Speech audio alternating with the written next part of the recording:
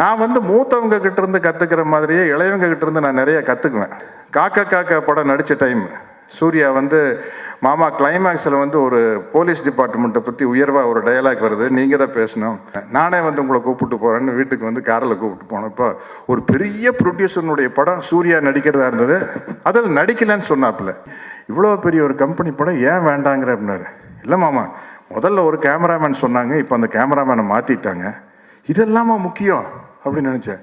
இது ஐயா கேமராமேன் மாற்றின என்ன பிரச்சனை? இல்லை மாமா, அதெல்லாம் பார்த்து நடிக்கணும், நீங்கள் அப்பாலாம் கொஞ்சம் இதில் எல்லாம் கேர்லெஸ்ஸாக இருந்ததுனால தான் நிறுத்திட்டாப்புல.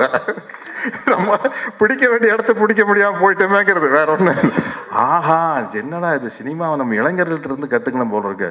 இப்போ கார்த்தி பக்கத்தில் வந்து உட்காந்தா, மாமா முந்தா நேரத்தை பாம்பே போயிட்டு வந்து என்ன அப்படின்னா, ஒரு சூப்பரான படம் மாமா, மிக்சிங் சரியில்லாமையே படம் கெட்டு போச்சு. மிக்சிங்கா?